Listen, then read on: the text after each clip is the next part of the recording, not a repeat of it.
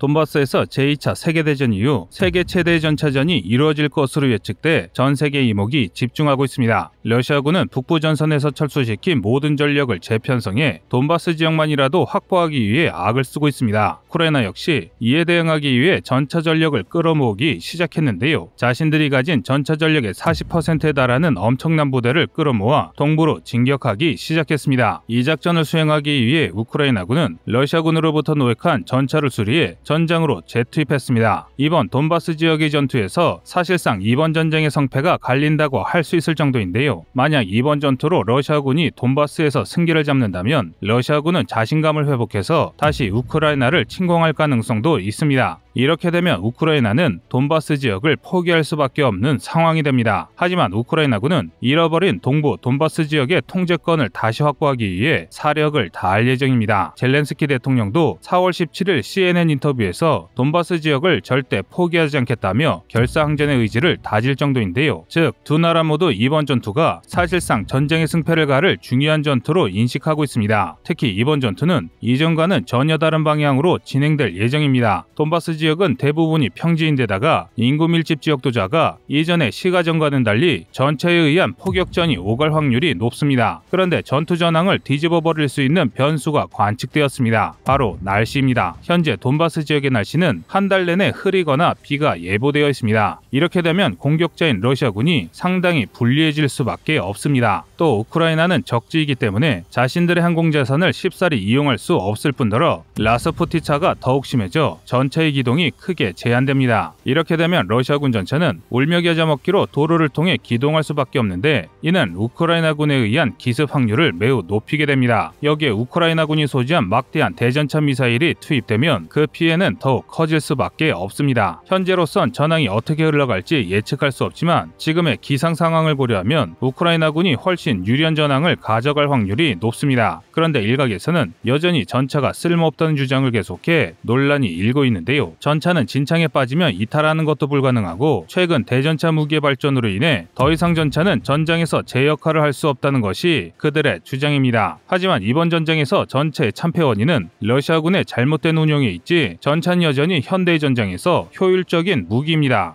이번 우크라이나 전쟁을 통해서도 드러났듯이 전차를 대체할 새로운 무기 체계가 등장하지 않는 이상 전장에서 전차는 절대 사라지지 않을 예정입니다. 그렇다면 전차를 대체할 새로운 무기가 개발될 수 있는지 궁금해하실 텐데요. 결론부터 말씀드리면 현재 기준으로 전차를 뛰어넘는 새로운 무기 체계를 개발하는 것은 불가능합니다. 다만 무인화나 원격 조작에 따른 개선된 전차가 나올 수는 있습니다. 이는 전장에서 필요한 무기를 분석해보면 금방 답이 나오는데요. 먼저 전장에서는 도로 험지를 가리지 않고 강력한 기동성을 가진 무기가 필요합니다. 그러기 위해서는 궤도가 탑재된 차량으로 개발되어야 하고 다음으로 필요한 것은 방호력입니다. 적의 총탄을 막는 것은 기본이고 박격포와 포병 공격을 막아내기 위해 두터운 장갑이 필요합니다. 또한 늘어난 로켓과 미사일 위협을 방어하기 위해 능동 방어 장치 또한 탑재돼야 합니다. 이렇게 만들어진 차량은 기동성과 운용성을 확보하기 위해 강력한 엔진을 장착해야 원활한 운용이 가능합니다. 마지막으로 고려해야 할 것은 차량에 탑재된 화기인데요. 최소 100mm 이상의 강력한 주포를 장착해 적 차량을 격파하고 요새를 공격하며 적의 중장갑 차량까지 상대할 수 있습니다. 이를 종합하면 무슨 결과가 나올까요? 놀랍게도 우리가 현재 운용하는 전체의 모습으로 변합니다. 즉, 전차는 현대전이 요구하는 모든 사항을 전부 갖추고 있다는 것입니다. 하지만 전차는 대응책도 많고 완전한 무기는 아니지만 대체할 체계조차 없는 게 사실입니다. 그래서 전차는 여전히 전장에서 활약할 예정이고 전차의 약점은 제병 협동을 통해 보완해서 운용해야 제대로 된 성능을 끌어낼 수 있습니다. 이상 꺼리투브였습니다.